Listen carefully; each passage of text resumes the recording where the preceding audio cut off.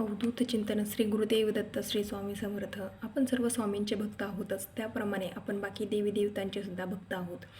तर आज हनुमान जयंती आणि देवी लक्ष्मी माता आणि भगवान विष्णूंची पूजासुद्धा केली जाते. ज्योतिषशास्त्रानुसार मनोकामना पूर्ण होण्यासाठी आणि जीवनातील संकट दूर होण्यासाठी चैत्र पौर्णिमेला फक्त 2 गोष्टी कराव्यात. कारण धार्मिक मान्यतेनुसार चैत्र पौर्णिमेच्या दिवशी देवी लक्ष्मीची पूजा केली जाते.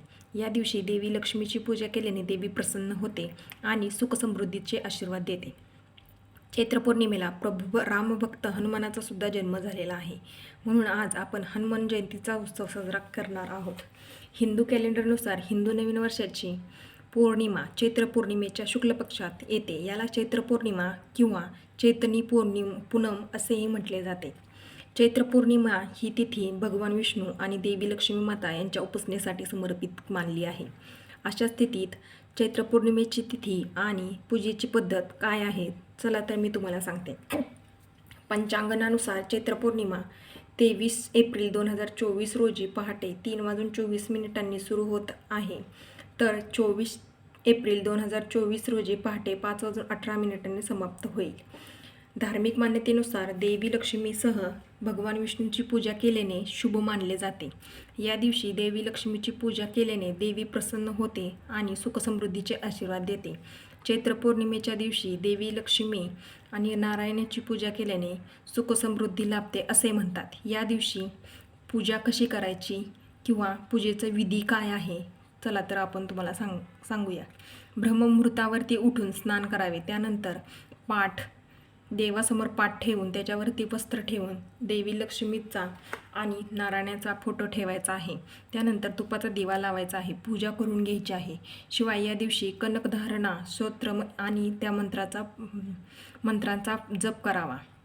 शेवटी आरती करून प्रसाद देवाला दाखवावा. चैत्र पौर्णिमे दिवशी म्हणजेच आज 23 एप्रिल 2024 रोजी भगवान हनुमान जयंतीसुद्धा साजरी केली जाते. विशेष म्हणजे जेव्हा हनुमान जयंती मंगळवार किंवा शनिवारी येते तेव्हा तिचे महत्त्व अधिक पटीने वाढते. हे दोन्ही दिवस हनुमानासाठी बजरंगबलीसाठी समर्पित आहेत. या दिवशी हनुमान जयंतीचे विशेष आकर्षण, सजावट, सुंदर काठपठण, भजन, व्रत, दान, पठण, कीर्तन इत्यादी सर्व गोष्टी केल्या जातात. या दिवशी म्हणजेच आज भगवान हनुमान जयंतीच्या पूजेची वेळ सकाळी 9:03 ते दुपारी 1:58 असेल. शिवाय ही वेळ रात्री 8:14 ते रात्री 9:35 असेल. या दिवशी भगवान हनुमानाची पूजा कशी करायची, तर हनुमान जयंती दिवशी सकाळी स्नान करून बजरंगबलीसमोर उपवासाची शपथ घ्यायची. लाल पिवळे वस्त्र धारण केलेले शुभ मानले जाते. तर आज हनुमान चालिसेचे सकाळी आणि संध्याकाळी पठण केल्यास भय आणि रोगापासून मुक्ती मिळते.